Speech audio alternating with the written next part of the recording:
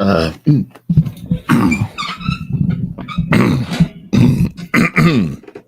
Good evening. Hello, it's John Weber, and welcome to Mr. Weber's Webo Mystery, the radio show where the podcast where the streaming podcast. I swear I was going to be smooth this time. Oh, well. Yeah, I'm not smooth. I'm rough around the edges, and I'm so glad you joined me. We get some great people in the chat. I'm always happy that everybody is relaxing in the chat, because here's what I do. I play an old time radio show. We talk about it. We chat about it. I'm one of those people who gets very restless, so I love to have friends to talk to during a show. We listen. It's a lot of fun, and it's a classic show. And tonight, it doesn't get much more classic than Radio Sherlock Holmes, specifically the series, The New Adventures of Sherlock Holmes. Now, over the next couple of months, I'm going to take you through how we got from the adventures of Sherlock Holmes on radio to the new adventures of Sherlock Holmes. But one of the things that we're talking about tonight is one of the most important parts of the Sherlock Holmes on old time radio story, and that is the presence of Basil Rathbone. Now, Basil Rathbone is, of course, a huge figure in movies and theater and even television. He was very busy and a lot of fun. And he had a hard time. He had a problem at the specific time that we're going to listen to tonight. And that is, at this point, he had done 14 Sherlock Holmes movies, and he had been on the radio for almost 7 years, along with his co-star in the Sherlock Holmes movies, Nigel Bruce, playing Dr. Watson. The two of them had been doing this for quite some time. Now, Sherlock Holmes had been on radio before, played by different guys, and he would continue to be played by different actors. But Basil Rathbone, this was his big chance to get out of this character and hopefully not be typecast for the rest of his career. And I don't know, how far back you go in terms of watching movies and TV or listening to radio shows, but the further back you go, the harder it was for an actor to get out from under their famous characters. A lot of times people would see them in this really great character doing the fantastic work that they do. Basil Rathbone was an extraordinary actor, absolutely extraordinary. But he was known as Sherlock Holmes, and he was hoping to get out from under the part. Well, in some ways it worked. He did do a lot of work after Sherlock Holmes. We'll talk about that. But in many ways, this was the role that people would know him for. So let's get right to it. I don't want to spend too much time yakking when we've got this show to play for you. I will give you the real basic information. Basil Rathbone. Oh gosh, I got to find the Wikipedia page. Here we go. Basil Rathbone was born in 1892. Oh my gosh. He passed away in 1967, 75 years old. He was an actor very young and was immediately in Shakespeare plays. I guess that's what you're going to do when you're a young man around the turn of the 20th century. He was everybody's favorite Romeo for the longest time. Young Basil Rathbone was an incredible Romeo, and everyone loved him in the part. He loved playing the part. He played it for quite a while. He played it through his 20s, and then round about his 30s, they were like, yeah, you're not quite young enough to be Romeo anymore. But he sure had a lot more roles to play in the Shakespearean plays. And then he served in World War I, where he really distinguished himself very much as a great soldier and a great protector of his fellow soldiers. He came back more energized than ever, did a lot of theater. He was all through movies. He was in silence, and then he was in the first sound pictures. And then finally, in is it 1939? He gets cast as Sherlock Holmes in the 20th Century Fox movie Hound of the Baskervilles. He's also cast opposite Nigel Bruce, one of the greatest Dr. Watsons who ever lived. The two of them were so successful that Fox made an immediate movie right after featuring them, and that was The New Adventures of Sherlock Holmes. Then Universal picked up the Holmes movies, and they picked up Rathbone and Bruce, and they went on to make a dozen films for Universal. This was all over the period of 1939 to 1946. That was basically how long Basil Rathbone's contract lasted. But in that time, they made 14 movies. 14 movies in 7 years. That's a lot. So as they were cranking out these movies, they were very successful. People really liked them. Now, the Universal movies were kind of strange. They were no longer set in Victorian England. They were set in modern day. As a matter of fact, 3 of the Universal films were World War II themed. That's right. Sherlock Holmes fighting in World War II. He would totally do that. As this was all kind of strange in the movies, the movies, as they went on, tried to introduce new characters to the Holmes world, characters that really were not ever in the stories. And it got a little weird on the movie screen. Meanwhile, on the radio, it was much better. The shows were, a lot of them, original scripts, but sometimes based on things that were going on in Sherlock Holmes stories originally. This one doesn't have a lot of connection to Sherlock Holmes, the one we're going to listen to tonight. So let me line that up for you.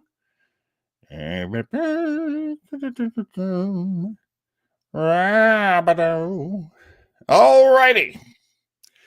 This one's got a long title. I don't think I wrote that one down. Basically, it's known as the Baconian Cipher. This episode. This was the final episode of Basil Rathbone's contract.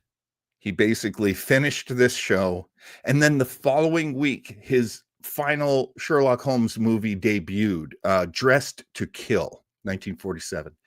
That was it. That was it. He wanted out. He never wanted to look back. So we are listening to a man basically say goodbye to this role that has sustained him and made him quite wealthy and successful and a big movie star. And I don't know if you can hear the bittersweetness in it. I'm not sure I can, but we'll see. We shall see. Here we go.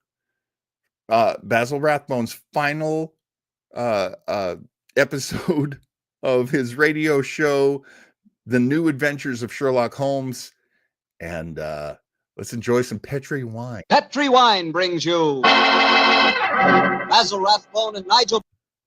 Petri wine brings you Basil Rathbone and Nigel Bruce in The New Adventures of Sherlock Holmes.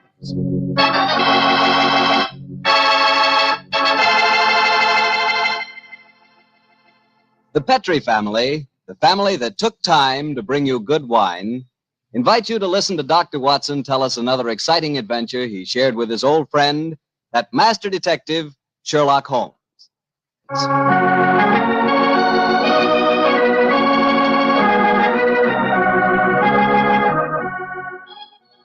And now I'm sure our good friend and host, Dr. Watson, is waiting, so let's go in and join him. Good evening, Doctor. Good evening, Mr. Bartell. Here, quiet. Down, Monty. Down there.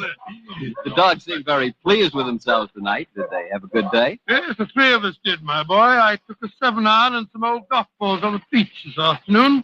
I improved my game, I think, and the dogs had a great time chasing the golf balls. On the way home, the little rascals had a furious battle with an elderly pelican. So that day was complete.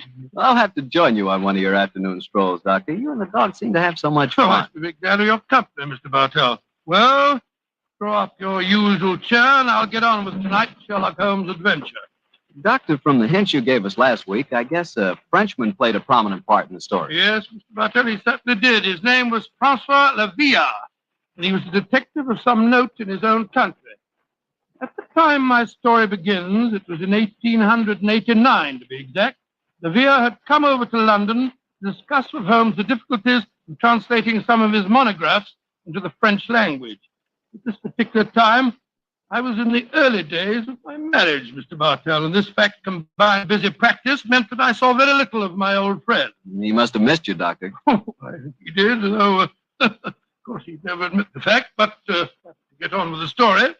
One cloudless June afternoon, I found myself in the neighborhood of Baker Street, and I couldn't resist paying a visit to Sherlock Holmes. Mrs. Hudson was out, but having retained my old latchkey, I let myself in and mounted the familiar stairs. It gave me a strange feeling as I raised my hand to knock on what had been once my own living room door. Come in, come in. Monsieur Holmes, I'm sure that... I beg your pardon. Watson, my dear fellow, how very nice to see you again. Oh, I'm glad to see you too, Holmes. I'm sorry I interrupted you. I didn't know that you had company. Not at all. We're delighted, aren't we, Lavia? Mais oui. Watson, this is Monsieur Lavia. How do you do, sir? Enchanté, monsieur. I have often wished to meet this charming Dr. Watson. Holmes has told me a great deal about you. That's very nice of you, sir. Very nice of you. Married, suits you, Watson. You look in splendid shape. Gained a little weight, haven't you? Yes, I can have a few It becomes you, pounds. dear fellow. Now sit down, will you? You're sure that I'm not interrupting you in some important discussion? Oh, no, mon cher docteur. We were having a good-natured argument on the relative abilities of the French criminal compared to the English. You must lend me your support, Watson. Monsieur Villard is convinced that the English criminal is a very dull dog indeed. Well, we've met some far from dull ones in our time, I assure you, Monsieur Lavia. The exceptions rather than the rule, I fear, mon cher docteur. You are stubborn, aren't you, Lavia? Oh, believe me, my dear friend, that I will yield to no one in my admiration of your knowledge and skill. What can happen to interest you in this land of gray fogs, boiled potatoes, and pots of tea? Well, upon my soul, sir, you're not very flattering. Oh, don't be so Boiled insular, potatoes? Watson. Oh, I meant no offense, my friend. Well, you say that the English criminal is dull. Perhaps if you were to read a published story of mine called A Study in Scarlet, you'd think differently.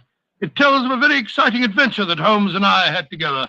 I have read it, my friend. Well, An extremely gripping story, Oh, but I'm glad you surely you will admit that the crime was essentially of American origin. He's right, Watson. He's perfectly right. Tell me, what can I do to vindicate the dishonor of a London criminal? Let me see. Oh, yes, a copy of today's Times. I shall introduce you to the section known as the agony column. Let me see where it is. Yes, this shall convince you of the color and variety of English life. The agony column?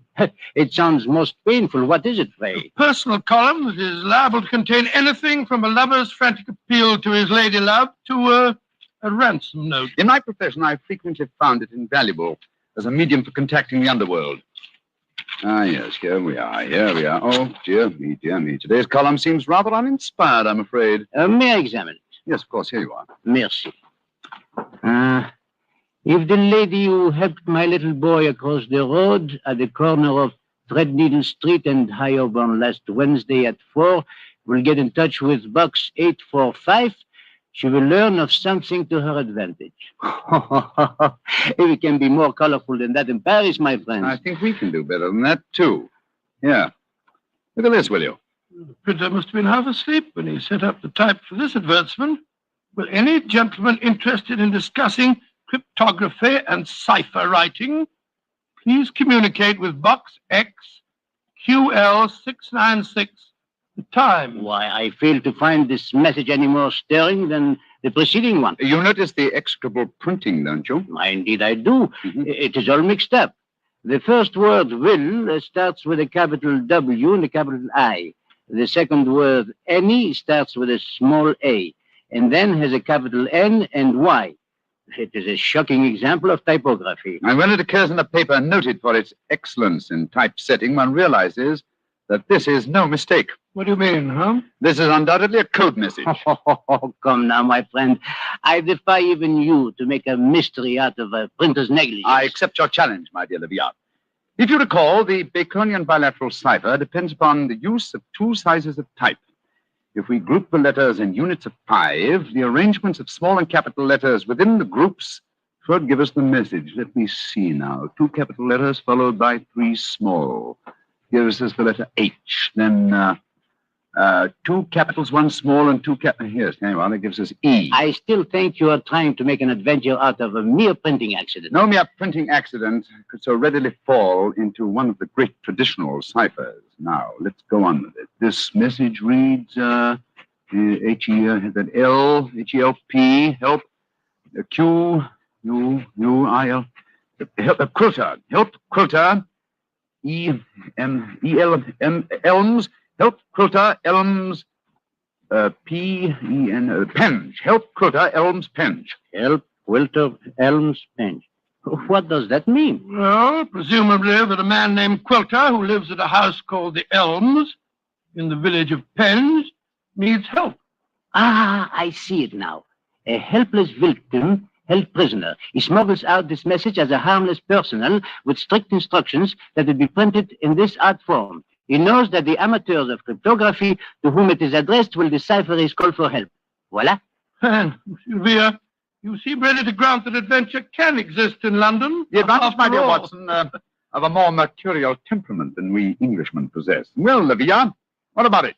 Should we set off for Penge and rescue the ingenious Mr. Quilter from whatever dire fate awaits him at the Elms? I am all impatience. Splendid. Watson, I suppose you're too busy to join us. Too busy? Well, I mean, your practice, I'm sure you have patience to attend to. Oh, yes, of course. I have 2 further visits to make today, of course. One to a peppery old miser who has the gout, and the other to a wealthy society woman who has an acute attack of hypochondria. To blazes with both of them.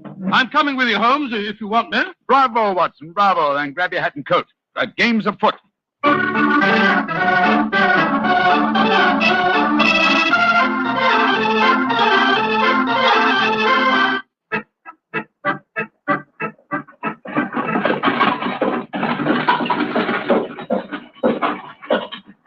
Here you are, gents. The Helms Pin. Nice afternoon for a drive, wasn't it? Afraid it'll cost you 15 bob, though. There's a sovereign for you. You can keep the change. Charming. Thank you, Governor. Top of the evening to you, gents.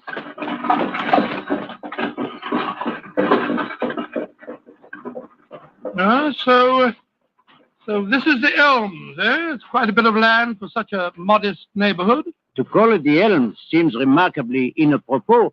I cannot see an elm tree in sight. So you see, Livia, the English have more imagination than you give them credit for. Are you just going to walk up to the front door and knock, Holmes? Why not? The direct approach is often the most satisfactory. Oh, you disappoint me. I had hoped that perhaps you would adopt one of the disguises in which you are so adept, I am told. Since it's unlikely that these people know me by sight, that hardly seems necessary. However, I trust that this little problem may reward you with some colorful highlights before we're through. It's got revolver shots. They came from the house. Ah, we are too late. Mr. Quilter has been murdered. I think not. You will observe that the next-door neighbor to the Elms was mowing his front lawn as we drove up.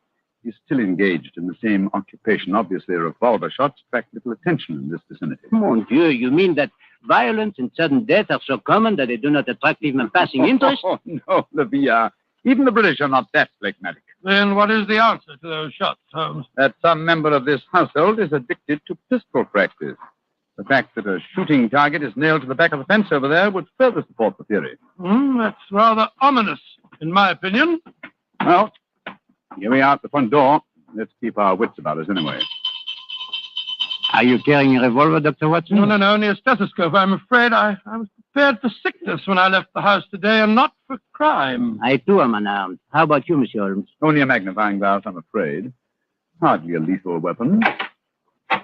Yes? My friends and I were calling on Mr. Quilter. Oh? Who are you? My name is Sherlock Holmes, and these are my friends, Dr. Watson and Monsieur Leviat. How do you do? How do you do? Is this a Quilter expected? I don't know. We read his advertisement in the agony column of the Times today and came down here at once. Are you a relation of his? On his niece. My name is Doris Faversham. Come in, won't you? Thank you. Miss Faversham, I suppose it is. Yes, Doctor. It's Miss Faversham. Well, we heard 3 revolver shots as we were walking up the driveway. They gave us quite a start. Yes, mademoiselle. We were afraid that we might have arrived at the time of tragedy. Exactly. Tragedy? My hobby is revolver shooting.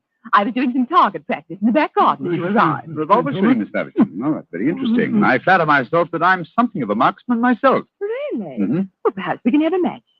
Won't you sit down? Oh, your challenge intrigues me, Miss Faversham, but before I accept it, I should like to see Mr. Coulter. Uncle George is paralyzed, you know. Spends all his time in a wheelchair. I'm not at all sure he'll see you. Well, at least you can ask him, can't you, Miss Faversham? It is his custom at this time of day to take a little nap. Perhaps tomorrow. Hey! He's still awake. Yes, Uncle. Who's in there? Some men that have come to see you, Uncle. Well, bring them in, bring them in. Follow me, please, gentlemen.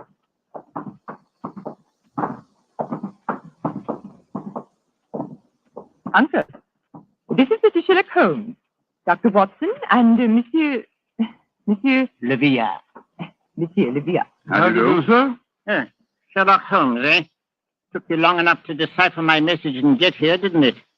Your brother's a much faster worker, isn't he? Oh, what makes you say that, Mr. Coulter? I received this telegram from him at 11 o'clock this morning. Read it for yourself. What does it say, Holmes? Suggest you consult my brother Sherlock, and it's Mycroft Holmes. Yes, Mr. Coulter, my brother is a much faster worker. Or shall we say that he suffers from the unfortunate habit of early rising? He undoubtedly read the agony column 3 hours before I did today. Don't know about that, but I've been expecting you all day. I imagine you know why I inserted that advertisement. Well, I had the impression that you were under some form of restraint, that you were in need of a rescue party, as it were. Rubbish. No? My advertisement was a piece of subtle bait. The only person that could decipher the message would obviously be someone who knew the Baconian Cipher. Oh, very logical deduction, Mr. Coulter. Yes. I'm convinced, as any sensible man should be, that the so-called Shakespearean plays were written by Sir Francis Bacon. Really? But I felt that it needed a clever man to prove the fact. Mm-hmm. I was sure that anyone who was able to decipher my message was the man I needed. What do you take, Mr. Holmes, to do the job? I'm a rich man. Name your fee. Do you mean to say that you've inveigled Mr. Holmes down here just to do some research on the origin of Shakespeare's work? You needn't look so shocked, Dr. Watson. My uncle is offered to pay him a handsome fee. Well, what do you say, Mr. Sherlock Holmes? It would be an interesting subject for research, yes. I will concede that Ignatius Donnelly and others have proved almost beyond doubt that Will Shakespeare of Stratford-on-Avon did not write the plays, but I doubt greatly that Lord Bacon did. I may devote my leisure in later years to some investigation on the subject, but in the meanwhile, Mr. Coulter, I'm afraid I'm much too busy to undertake such an assignment. Well, please yourself. Show the gentleman out. Goodbye, sir. Good day, good day.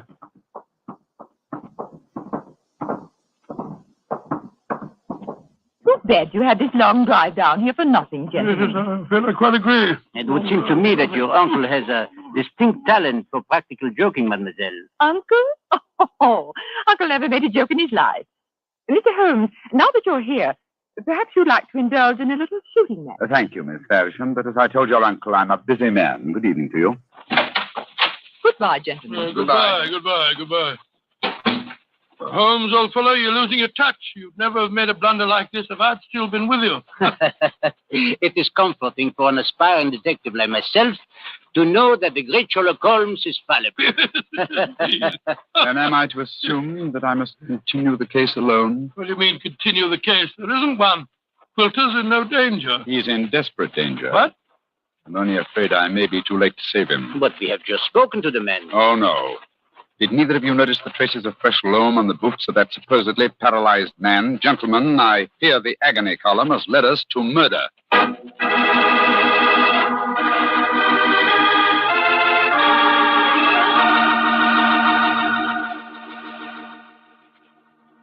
Well, Doctor, why did you have to break off your story there? Well, I had to break it off somewhere, Mr. Bartell, and that seemed to be the most exciting spot. It certainly was.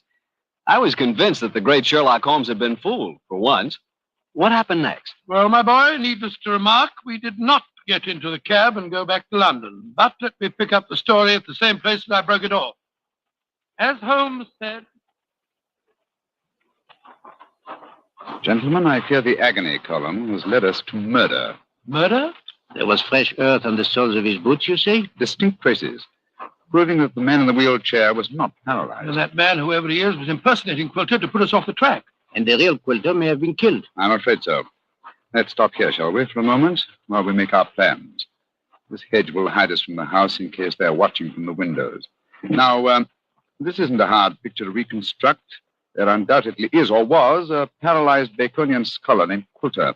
He managed to smuggle out that ingenious plea for help, but Mycroft's unfortunate telegram gave the game away. Ah, I see it now. The people in there holding him prisoner forced him to reveal what he had done. And what they may have done to him, heaven alone knows. One of the criminals, guessing from the telegram that I might appear in the case, posed as the crippled Quilter. What's our next move, Holmes? Remember that singularly unattractive young lady skilled with a revolver? We must search the grounds as unobtrusively as we can. Search the grounds for what? I can answer that question, Monsieur Docteur. We search for signs of the freshly turned earth of a grave.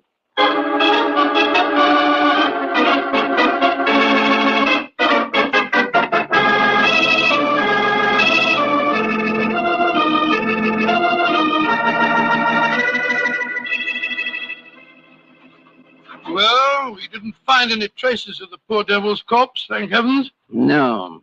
A great disappointment. Damn me, you're very bloodthirsty, Olivia. Hello. You're the old fellow trimming the hedge over there. Must be the gardener. Well, let's have a chat with him. He may be able to give us some information. Good evening to you. Evening to you, Good gentlemen. evening. You work for Mr. Quilter? That I do, sir. That I do. If I work too, I've seldom seen a better kept garden. Thank you, sir. I do pride myself in my work. I wonder if you can help me. Be glad to, sir, if I can. Did you see a telegraph boy deliver a message here this morning? That I did, sir. The boy came here about 10 o'clock this morning. I was clipping the front edge at the time. And you've been working here ever since? Yes, sir. Brought my lunch with me today and ate it in the garden. Yes. Has anyone entered or left the house since that telegram was delivered? No, sir. No one except yourself. I see. I suppose you occasionally run errands for Mr. Quilter? Not much these days, sir. The poor old gentleman keeps his chair in the house pretty much all the time, sir. I did run a message for him yesterday, though. Did you? Where to? Well, sir, I was pruning the rose bushes under his study windows when the window opens and his hand comes out with a message. He told me to take it to the village office of the Times and to tell him to print it just the way it was. He looked kind of worried when he gave me the message, and he whispered to me, just as if he was afraid in his own house. I'm greatly obliged to you, sir. Here's 5 shillings for your trouble. Oh, thank you, sir. Much obliged to you. Good evening. Good evening to you, gentlemen. That's how the message was smuggled out. And no one has come to the house or left it since that telegram was delivered. Therefore, Quilter or his body must still be inside that house. We are going to search the house? Yes, we They're are. not armed. They certainly are. They probably won't even let us in. Yes, they will. We have an infallible key to entry, a woman's vanity. Come on.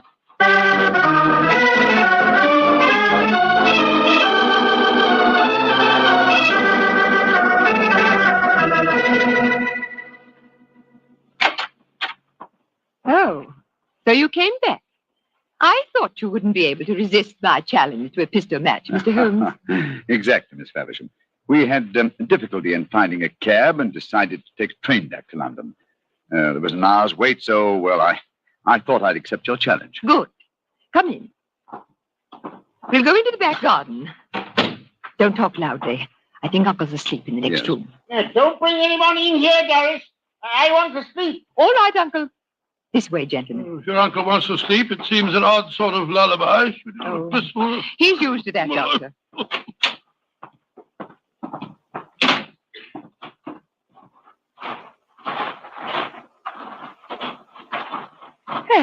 Here we are. This is a 50-yard range, Mr. Holmes. 3 shots, best aggregate score wins. How much do you want to bet? Oh, you name the stakes, Miss Faversham? The sovereign? Certainly. Now, you take the first 3 shots. Very well. I must just check that it's loaded. Yes, 6 bullets. All right, here I go.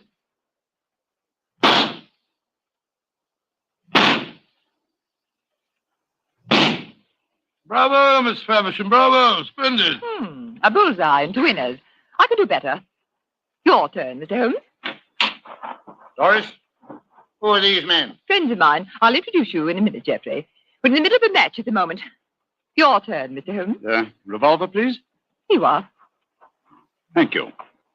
You're sure you know how to handle a revolver? Oh, quite sure, thank you. Then why are you pointing it at me? Because I want you to raise your hands above your head. You too, whatever your name is. Doris, who are these men? Put up your hands. I shan't hesitate to shoot, I assure you. Come on. That's it. What in heaven's name do you think you're up to? Finding out what became of the real Mr. Coulter. Search the man, Watson. Right, your Holmes.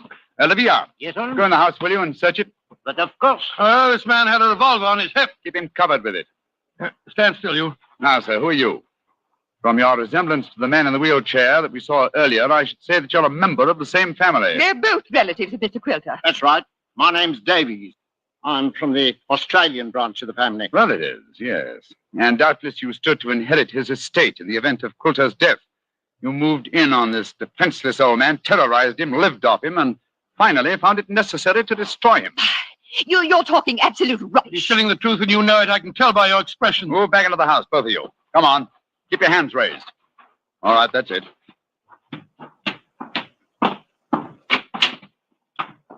All right, lead the way to the study. The man posing as Mr. Coulter is still there. We heard him call out as we came in. Yes, we might as well confront the three of them together.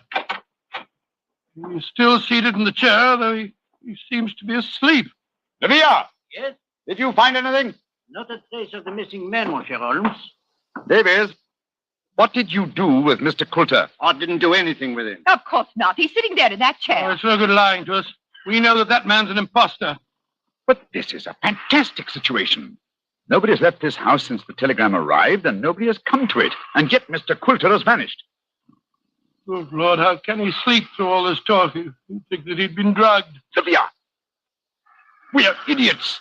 You are unquestionably the most promising detective in France, and some people have been kind enough to grant me a similar status in England, and yet my old friend Watson has just solved the case. Well, it was nothing. I'm only too happy. What'd you say?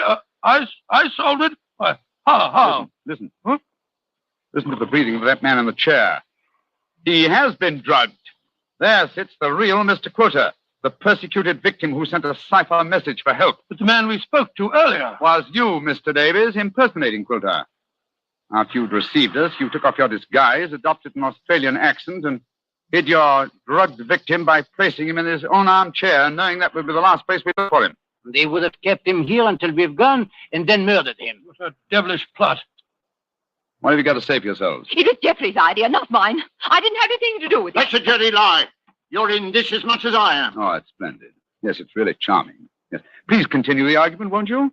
It'll make interesting evidence in court. You can't take us to court. Of course you can't. What's the charge? Quilter's still alive, isn't he? When Mr. Coulter revives under Dr. Watson's ministrations, you will be charged, I have no doubt, with, let me see, attempted murder, abduction, sequestration, duress, and probably several other counts. Monsieur Leviard, if you'll find us a cab, we'll take these miscreants to Scotland Yard. Our work is done.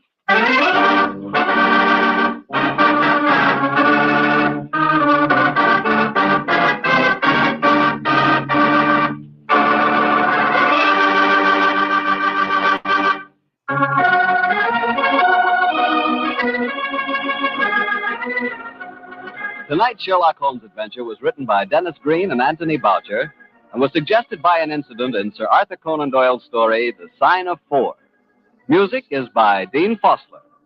Mr. Rathbone appears through the courtesy of Metro-Goldwyn-Mayer, and Mr. Bruce through the courtesy of Universal Pictures, where they are now starring in the Sherlock Holmes series. The Petri Wine Company of San Francisco, California, invites you to tune in again next week, same time, same station. Sherlock Holmes comes to you from our Hollywood studio.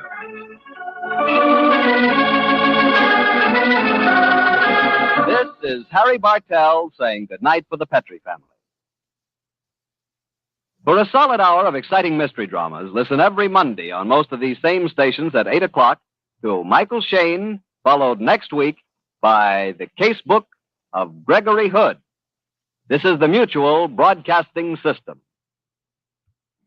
So there you go. That was Basil Rathbone's final episode.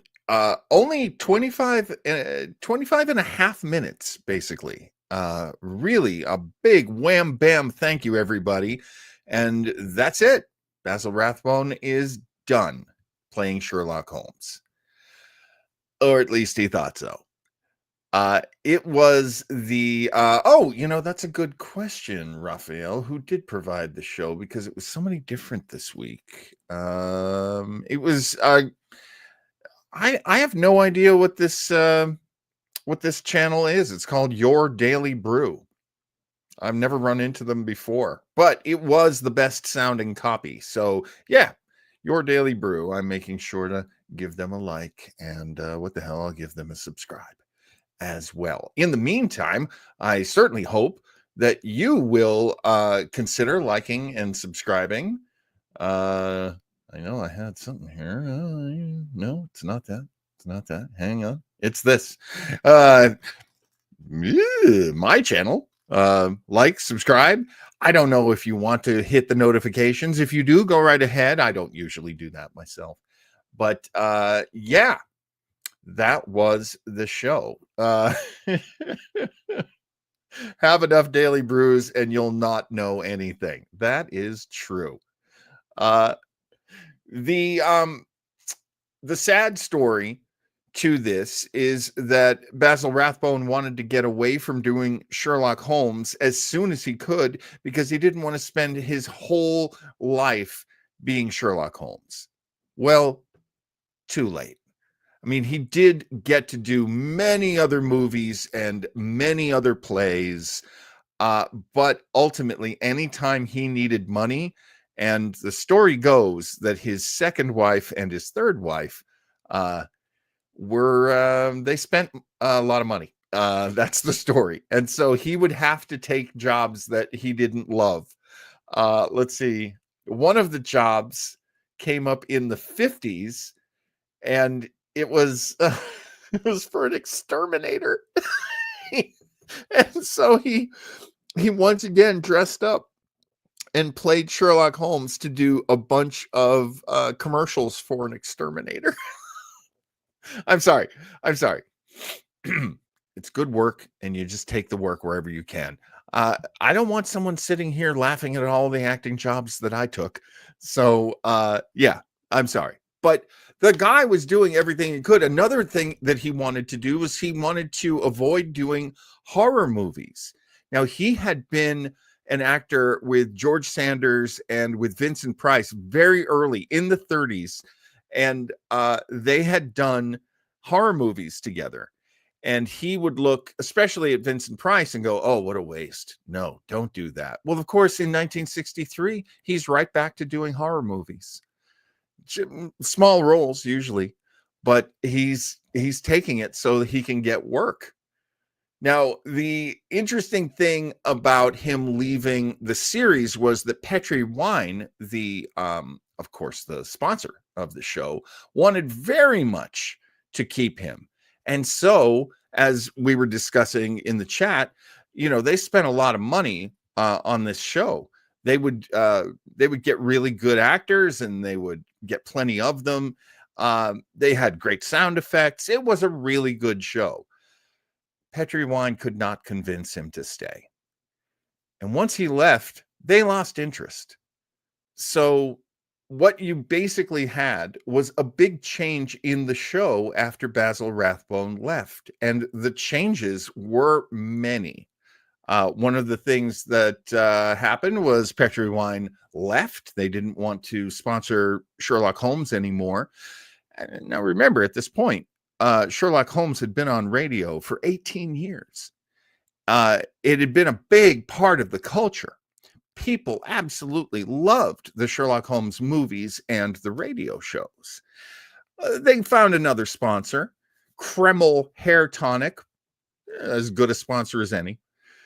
And they moved over to ABC. ABC was a very new network at this point. And ABC was proud to have Sherlock Holmes, but they were horrified that they did not have Basil Rathbone. He was replaced by an actor named Tom Conway. Now, we're going to spend a few weeks covering basically this story, the change from Basil Rathbone to Tom Conway. And it wasn't an instant destruction of the franchise. And Tom Conway was not disliked. He was liked, actually, as an actor quite a bit. However, things went wrong, and this would probably be the highest point of the radio show. It probably was never as good after this, according to most fans, especially the fans at the time. Of course, it's nice to look back now and look back at all the actors who played Holmes and Watson, look back at all the people who did the incredible writing, either adapting Conan Doyle's stories or coming up with new stories. Tom Conway, that's right. Chris says Tom Conway was George Sanders' brother and took over the Falcon series. That's right. That's right. And we're going to have, for the next month, we're going to listen to a lot of great shows, like fantastic shows that really flesh out this story, because Tom Conway wasn't just nobody. And he wasn't, I mean, Chris isn't saying this, but he wasn't just George Sanders' brother. He was a very big deal. A lot of detectives existed at this time, Sherlock Holmes being, of course, the oldest and the most classic, if you don't count Nick Carter. See my Nick Carter episode that I did a few months back. But the modern detectives also had an impact on what was going on with Sherlock Holmes. So we're going to be playing a whole lot of shows. As a matter of fact, that is a perfect way for me to talk about next week on Mr. Weber's Web O Mystery. We're going to listen to Vincent Price, a friend of Basil Rathbone. He played the Saint. Now, a lot of people, of course, know Roger Moore's TV show from the 60s where he played the Saint, or the movie where Val Kilmer tried to bring the character back in the late 80s, no, 90s. It was a 90s movie of the Saint. George Sanders played him. Tom Conway played him. A lot of other actors as well. But Vincent Price played the Saint on radio, and he was really good. He was very good. And this was also a kind of a departure for him because he had played so many villains in movies. That was something that Rathbone, Sanders, Vincent Price all had in common, because they were very suave and they were seen as these very, clever, but kind of like looking down their nose at you kind of guys. They played a lot of villains. Vincent Price is definitely sophisticated and fancy and classy as the Saint. I can't wait for you to hear him. He's really terrific. I don't know if Tom Conway was Boston Blackie Raphael. I should look that up. Actually, I'll get my friend Raphael to look that up. He's really good at looking things up. I did not realize that, Chris. You read a lot of Nick Carter books. Did you read the earlier ones, or did you read the more modern ones from the last half of the 20th century, where it's like man killer or something? Nick Carter, person murderer. Like they made him into a very violent kind of, James Bondian sort of character. Well, here I am. Chris, you read them in the 60s, which means you still read some pretty good ones. Well, I'm surprised you never got the Nick Carter show. I'm going to have to replay that at some point. We have the distinct pleasure of having our beloved Diana J. Brody in the chat right now. We cannot wait. I'm speaking for you, Joe Townsell. We cannot wait for Sunday, because Brody has really wanted to do the game show episode of Retro Rangers, and that's what we're going to do. It's going to be our season finale for season 2, because Lord knows this tired old man needs a break. I'm also working on some other things that I think are going to excite you. So that Sunday night, this is something actually I've talked about with a bunch of people. That Sunday night slot that this episode of Retro Rangers is going to be in on, yes, thank you very much, Diana, Retro Rangers HQ, special channel just for that. We're going to play lots of other things for you. There will be some reruns of stuff that I've done years ago at this point. There'll be all sorts of fun, new kinds of programming. Of course, Joe Townsell's Dread Time stories comes back. That's going to happen very soon. And it's going to be really terrific. What do you got here, Chris? I always mix Chester Morris up with the alien with the third eye in the Twilight Zone. Oh, that's hilarious. I no need to go deeper into that. I say. That's what I think. And then next Tuesday, oh boy, this is going to be an interesting one as well. I'm finally going to watch the Star Trek Voyager episode Living Witness, and then Joe Townsend and I, as the Retro Trekkers, next Tuesday night, are going to recap and review it for you. So if you want to go dig up this episode, Living Witness from Star Trek Voyager, it's a real terrific one. And, you know, Joe Townsend as Vanna White is divine, and let me bring that back. Oh my gosh. I mean, obviously, you know, spending some time in the tanning booth, but but yes, just absolutely gorgeous. That's it. You know, if I can get out of this show early, I should do that, because I want folks to watch this show. Please watch this show. Why am I saying it at the end? If they're not here, they're not here. If you have watched all the way to the end, thank you so much. We hope you had a great time.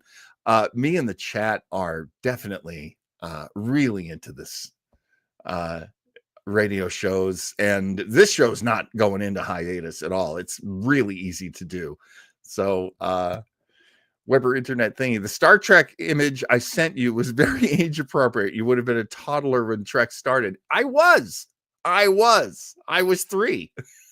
That's true. He sent me a picture of a little kid on a Star Trek Enterprise hobby horse, or rocking horse.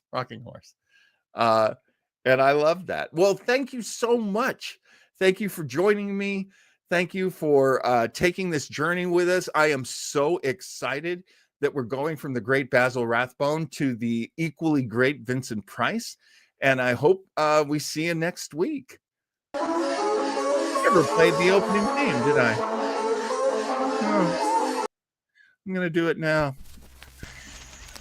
Good night, everybody. Let's end on the opening theme.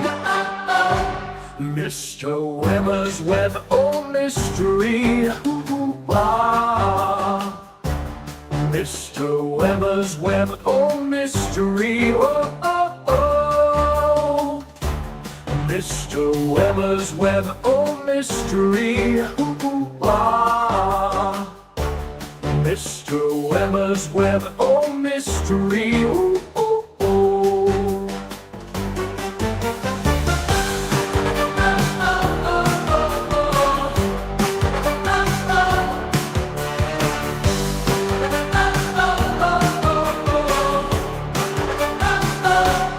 Mr. Weber's Web, oh mystery. Ah. Mr. Weber's Web, oh mystery. Oh, oh, oh.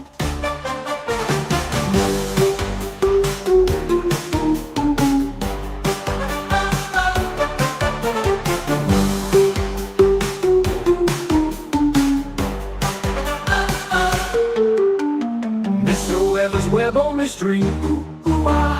Mr. Weber's Web, oh mystery. Mr. Weber's Web, oh mystery. Mr. Weber's Web, oh mystery.